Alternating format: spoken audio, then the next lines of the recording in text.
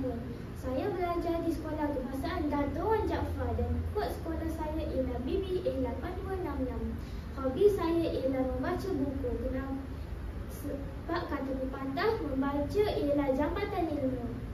Saya memilih buku Mak Jenin, iaitu buku cerita rakyat. Buku ini mempunyai 32 halaman. Buku Mak Jenin ini ditulis oleh Az-Zahar, manakala editornya ialah Siti Aisyah Hussain. Ilustrasi pula dihasilkan oleh tim Kids Prima.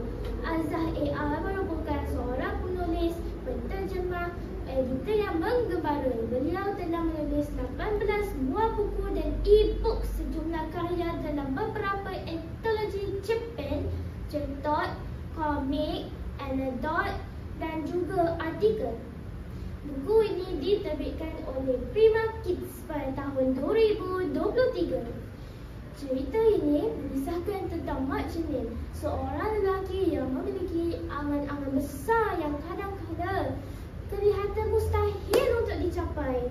Dia sering berhayal tentang hidup yang serba mewah tanpa memikirkan usaha yang perlu dilakukan.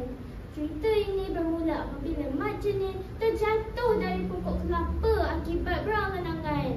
Mak Jenin berasa sedih dan menyesal kerana sering berangan-angan. Pak Usop datang merujuk Mak Jenin dan menyatakan bahawa angan-angan itu bagus jika kita berusaha untuk mencapainya. Apa yang terjadi kepada Mak Jenin?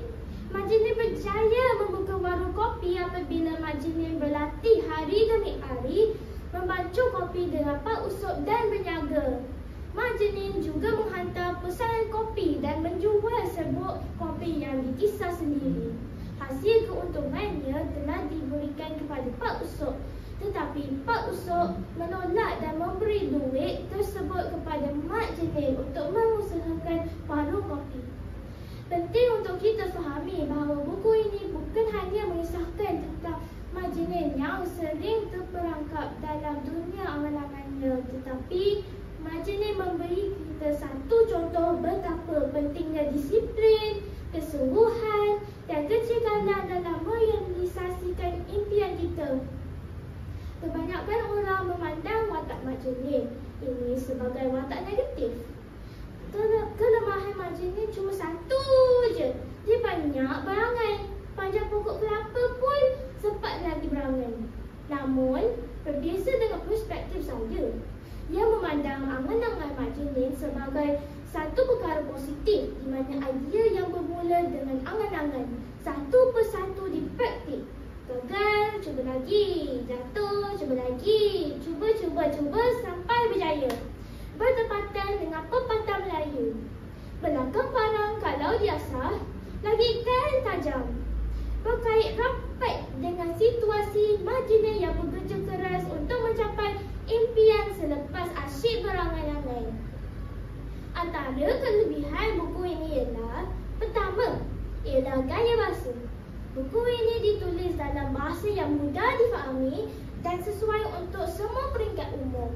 Bahasa yang digunakan tidak terlalu berat, menjadikan buku ini sesuai untuk dibaca dari pelbagai latar belakang. Kedua ialah jalan penceritaan. Buku ini berbeza daripada buku-buku lain yang mungkin lebih berat atau serius. Watak Mak Jenin menggunakan humor dan cerita yang ringan untuk menyampaikan mesej yang panjang, menjadikannya menarik dan sesuai. Ketiga ialah ilustrasi. Ilustrasi dalam buku ini menjadikan buku ini lebih menarik dan menyeronokkan untuk dibaca. Gambar-gambar yang disertakan berwarna-warni dan menggambarkan ekspresi watak yang hidup yang membantu pembaca untuk lebih mudah berhubung dengan dunia Mak Jenin yang penuh dengan imajinasi, terutama untuk kanak-kanak seperti saya.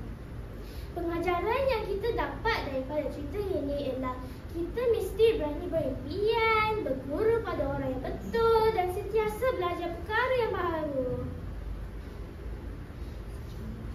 Secara keseluruhannya, angan-angan Mak Jenin bukan sekadar cerita tentang seorang lelaki yang bermimpi kosong, tetapi juga sebuah renungan untuk kita semua tentang cara kita menghadapi impian dan cita-cita dalam kehidupan.